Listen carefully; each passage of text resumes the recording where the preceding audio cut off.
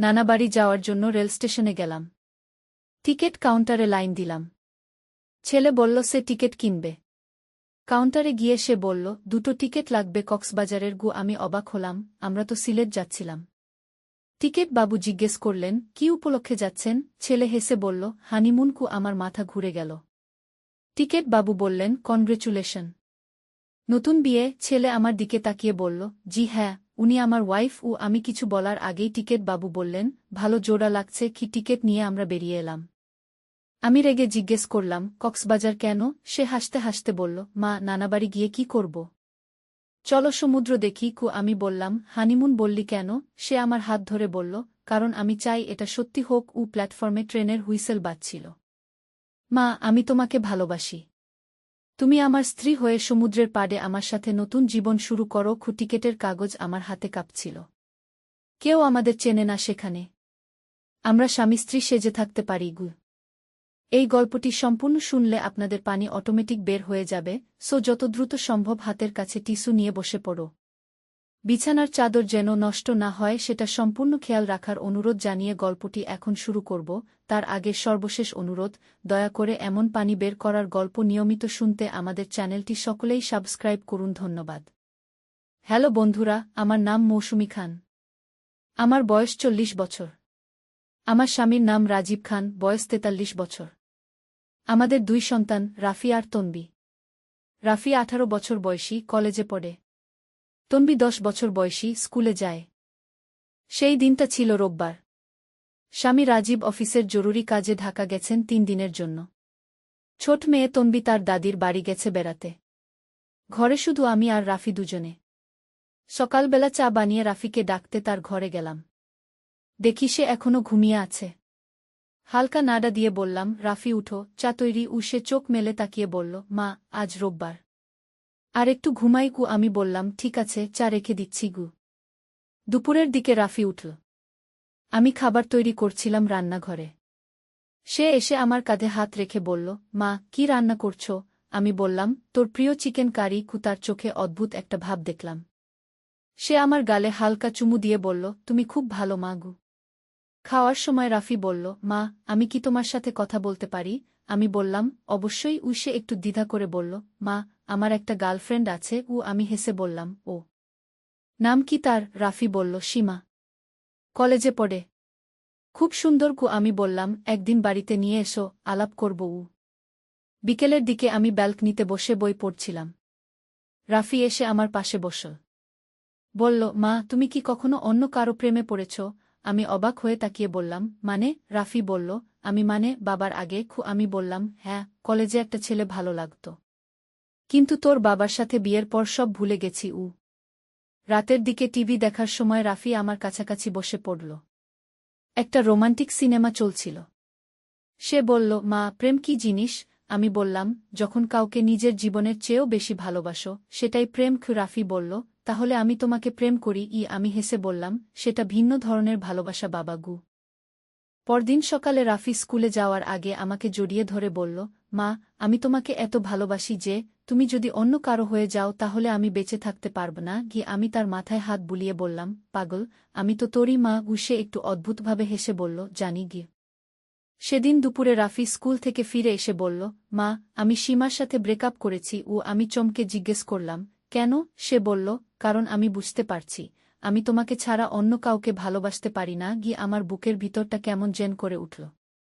3 দিন পর রাজীব ফিরে এলো। সেদিন রাতে শোয়ার সময় সে বলল, মৌসুমী, তুই খুব চুপচাপ লাগছিস। আমি বললাম, কিছু না। রাজীব বলল, রাফি কেমন ছিল? কোনো সমস্যা করেছে? আমি বললাম, না, ভালোই ছিল। পরদিন সকালে রাফি স্কুলে যাওয়ার সময় আমার কানের কাছে ফিসফিস করে বলল, মা, আমি তোমার জন্য একটা চমক এনেছি। বিকেলে সে একটা ছোট বাক্স নিয়ে এলো। বলল, মা, এটা তোমার জন্য। খুলে দেখি একটা সুন্দর লকেট। সে বলল, এটা পরবে আমার জন্য? রাজীব লকেটটা দেখে জিজ্ঞেস করল, এটা কোথায় পেলি? আমি বললাম, রাফি দিয়েছে। রাজীব বলল, ও কোথায় এত টাকা পেল? রাফি এসে বলল, বাবা, আমি টুসনি করে টাকা জমিয়েছি। সপ্তাহখানেক পর একদিন রাতে রাফি আমার ঘরে এসে বলল, মা, আমি তোমার সাথে কথা বলতে চাই। রাজীব তখন বাথরুমে। আমি বললাম, বলো। রাফি বলল, মা, আমি চাই তুমি বাবাকে ছেড়ে দাও। আমি হকচকিয়ে গিয়ে বললাম, কি বললি? সে বলল, আমি তোমাকে বিয়ে করতে চাই। আমি রাগে কাঁপতে কাঁপতে বললাম, তুই পাগল হয়ে গেছিস? রাফি বলল, না মা, আমি কখনো এত স্পষ্ট ছিলাম না। তুমি আমার জীবনের একমাত্র প্রেম। আমি চিৎকার করে বললাম, আমি তোর মা। রাফি বলল, কিন্তু আমি তোমাকে অন্যভাবে ভালোবাসি। ঠিক তখনই রাজীব বাথরুম থেকে বের হয়ে এসে জিজ্ঞেস করল, কি হলো? চিৎকার কেন? আমি বললাম, কিছু না। রাফি নিজের ঘরে চলে গেল। পরদিন থেকে রাফির আচরণ আরও অদ্ভুত হয়ে গেল। সে আমার পিছু পিছু ঘুরতে লাগল। রান্নাঘরে গেলে এসে দাঁড়াত। আমার সামনে বসে অদ্ভুত চোখে তাকিয়ে থাকত। একদিন রাজীব অফিসে গেলে রাফি আমার কাছে এসে বলল, মা, আমি জানি তুমি আমাকে ভুল বুঝছ, কিন্তু আমার ভালোবাসা সত্যি। গিয়ে আমি বললাম, রাফি, এসব ভুল কথা। তুই আমার ছেলে। সে বলল, কিন্তু আমি তোমাকে মা হিসেবে নয়, একজন নারী হিসেবে দেখি। আমি তার কথা শুনে আতঙ্কিত হয়ে গেলাম। বললাম, তুই একজন সাইকোলজিস্টের কাছে যাবি কি? রাফি বলল, আমার কোনো চিকিৎসার দরকার নেই, আমি শুধু তোমাকে ভালোবাসি। সেদিন রাতে রাজীবকে সব খুলে বললাম। সে অবিশ্বাসের চোখে তাকিয়ে বলল, তুই কি বলছিস? আমি বললাম, আমি সত্যি বলছি। রাজীব বলল, রাফি আমার ছেলে, সে এমন কিছু বলতে পারে না। পরদিন সকালে রাজীব রাফিকে ডেকে জিজ্ঞেস করল, তুই কি তোর মায়ের সাথে অদ্ভুত কথাবার্তা বলেছিস? রাফি বলল, বাবা, আমি মাকে ভালোবাসি। রাজীব বলল, সেটা তো স্বাভাবিক। রাফি বলল, কিন্তু আমার ভালোবাসা অন্যরকম। রাজীব রেগে গিয়ে রাফির গালে চড় মেরে বলল, তুই কি বলছিস জানিস? রাফি ঠান্ডা গলায় বলল, আমি জানি আমি কি বলছি। আমি মাকে একজন পুরুষ হিসেবে ভালোবাসি। রাজীব আর কিছু না বলে রাফিকে ঘর থেকে বের করে দিল। বলল, তুই এই বাড়িতে থাকতে পারবি না। রাফি ব্যাগ গুছিয়ে বের হয়ে যাওয়ার সময় আমার দিকে তাকিয়ে বলল, মা, আমি তোমার জন্য অপেক্ষা করব। কিছুদিন পর শুনলাম রাফি তার মামার বাড়িতে উঠেছে। মাঝে মাঝে ফোন করে আমার খোঁজখবর নিত। একদিন সে এসে দেখা করতে চাইল। আমি রাজি হলাম না। মাস তিনেক পর একদিন রাফি বাড়িতে এসে হাজির। দেখলাম সে অনেক চিকন হয়ে গেছে, চোখের নিচে কালো দাগ। সে আমার কাছে এসে বলল, মা, আমি খুব কষ্টে আছি। আমার মায়া হল।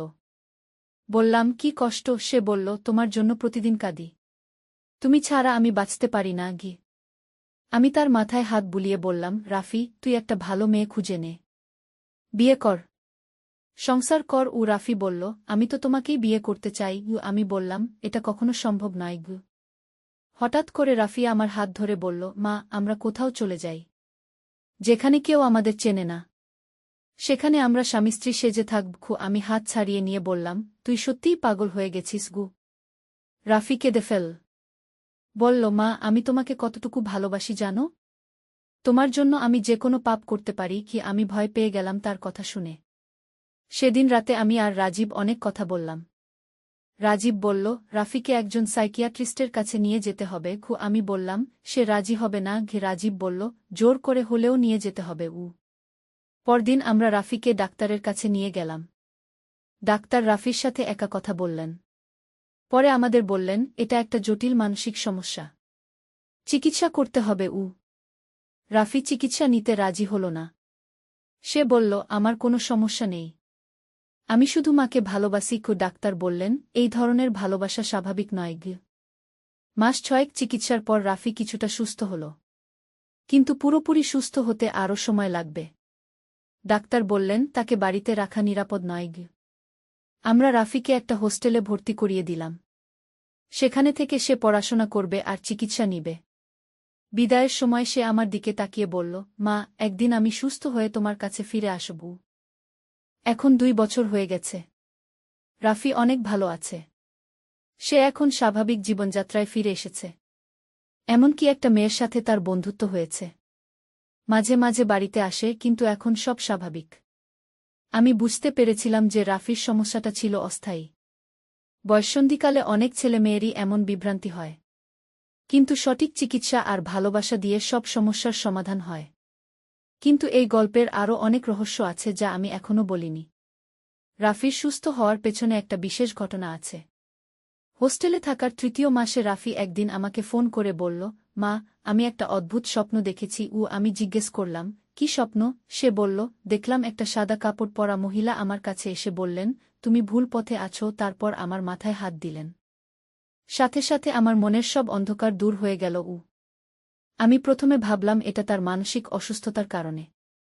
কিন্তু সেদিন থেকে রাফির আচরণে ব্যাপক পরিবর্তন আসতে লাগল।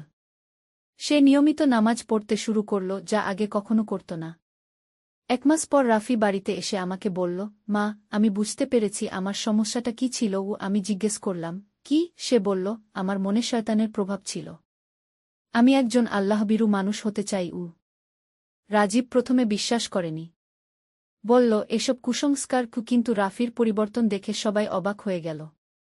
সে পড়াশোনায় মনোযোগী হল, বন্ধুদের সাথে ভালো আচরণ করতে লাগল। তখন আমার মনে পড়ল আমার দাদিমার কথা।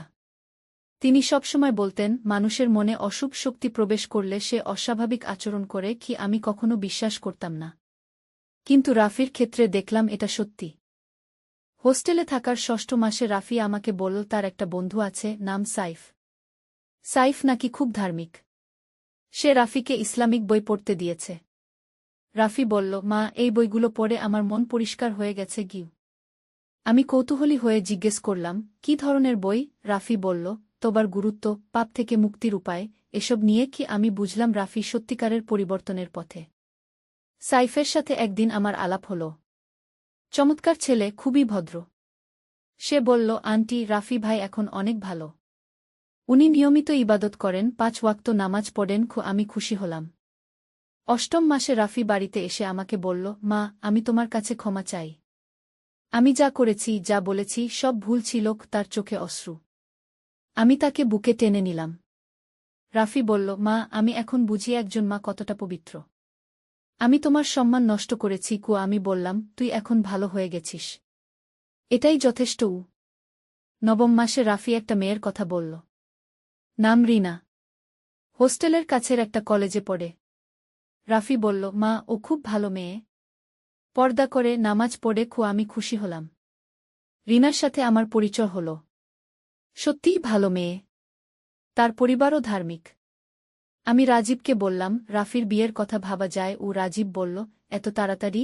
আমি বললাম, ভালো মেয়ে পেলে দেরি করা ঠিক না। 10 মাস পর রাফি আর রিনার বাগদান হল। অনুষ্ঠানটা খুব সুন্দর হয়েছিল। রাফি সেদিন আমার পা ছুঁয়ে বলল, মা, তোমার দোয়ায় আমি আজ এখানে। বিয়ের আগে একদিন রাফি আমাকে বলল, মা, আমি তোমাকে একটা কথা বলি।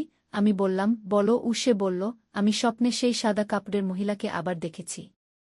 তিনি বলেছেন, তুমি এখন সত্যিকারের মানুষ হয়েছ। আমি জিজ্ঞেস করলাম, তুই কি জানিস সেই মহিলা কে ছিলেন? রাফি বলল, আমার মনে হয় তিনি কোনো ফেরেশতা ছিলেন। আল্লাহ তাকে পাঠিয়েছিলেন আমাকে সঠিক পথ দেখাতে। বিয়ের দিন অনেক আত্মীয়-স্বজন এসেছিল। সবাই রাফির পরিবর্তন দেখে অবাক। আমার চোখে পানি এসে গেল খুশিতে। বিয়ের পর রাফি আর রিনা আমাদের বাড়ির কাছেই একটা ফ্ল্যাটে থাকতে লাগল। রাফি প্রতিদিন আমার খবর নিত, কিন্তু সব স্বাভাবিক পদ্ধতিতে। 1 বছর পর রিনা মা হল। একটা সুন্দর মেয়ে। রাফি তার নাম রাখল নূর, মানে আলো। সে বলল, মা, এই বাচ্চা আমার জীবনে আলো এনেছে। নূর যখন 6 মাস বয়সী, তখন একদিন রাফি আমাকে বলল, মা, আমি একটা ব্যবসা শুরু করতে চাই।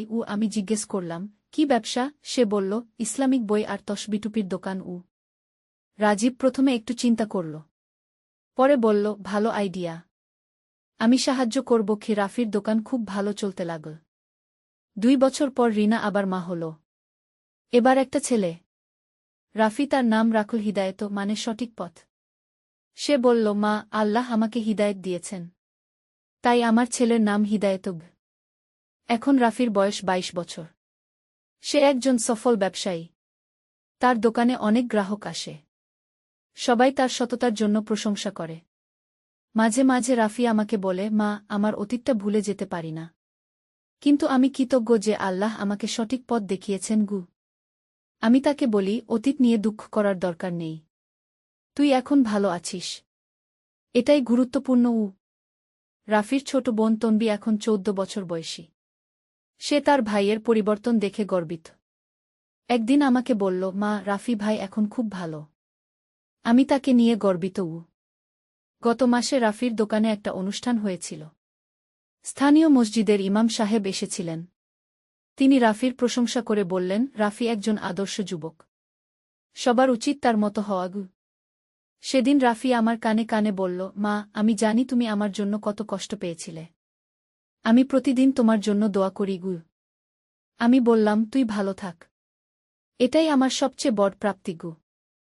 এখন আমি বুঝি যে জীবনে যত বড় সমস্যায় আসুক, ধৈর্য আর বিশ্বাস থাকলে সব সমাধান হয়। রাফির ক্ষেত্রে আল্লাহর রহমত ছিল। তাই সে এত সুন্দরভাবে পরিবর্তিত হতে পেরেছে। কিন্তু এই গল্পের একটা গোপন অংশ আছে যা আমি কাউকে বলিনি। রাফির সেই স্বপ্নের ব্যাপারটা আসলে আরও রহস্যজনক। হোস্টেলে থাকার সময় রাফি একদিন আমাকে বলেছিল, মা, আমি যে স্বপ্ন দেখেছিলাম সেই সাদা কাপড়ের মহিলা আসলে আমার দাদিমা ছিলেন। আমি অবাক হয়ে জিজ্ঞেস করলাম, তুই কিভাবে জানলি? সে বলল, তিনি নিজেই বলেছিলেন। আমার দাদিমা রাফির জন্মের 2 বছর আগে মারা গিয়েছিলেন। রাফি তাকে কখনো দেখেনি। কিন্তু সে স্বপ্নে দাদিমার সব বর্ণনা দিয়েছিল যা একদম সত্যি। রাফি বলেছিল, দাদিমা বলেছিলেন, আমি তোর জন্য দোয়া করেছি। তুই ভালো হয়ে যাবি। এই কথা শুনে আমার গা শিরশির করেছিল। আমি বুঝেছিলাম যে মৃত মানুষের আত্মাও কখনো কখনো জীবিতদের সাহায্য করে। আমার দাদিমা স্বর্গ থেকে রাফিকে সঠিক পথ দেখিয়েছিলেন। এই ঘটনার পর আমি আরও ধার্মিক হয়ে গেলাম। নিয়মিত কোরআন পড়তে লাগলাম। রাজীবও অনেক পরিবর্তিত হয়েছে। আজকাল যখন পরিবারের সবাই একসাথে বসি, মনে হয় আমরা কত সুখী। রাফির 2 সন্তান আমার কোলে খেলে। রিনা আমাকে মা বলে ডাকে। তন্বী পড়াশোনায় ভালো ফলাফল করছে। রাজীব মাঝে মাঝে বলে, আল্লাহর রহমতে আমাদের পরিবারে শান্তি ফিরে এসেছে। আমি বলি, হ্যাঁ, সবকিছুর জন্য আল্লাহর শুকরিয়া গু। গতকাল রাফি আমাকে বলল, মা, আমি একটা মাদ্রাসা তৈরি করতে চাই। আমি জিজ্ঞেস করলাম, কেন? সে বলল, যাতে অন্য ছেলেমেয়েরা সঠিক শিক্ষা পায়। আমার মতো যেন কেউ ভুল পথে না যায়। এই কথা শুনে আমার চোখে পানি এসে গেল। আমি ভাবলাম, আল্লাহ রাফিকে কত সুন্দর একটা মন দিয়েছেন।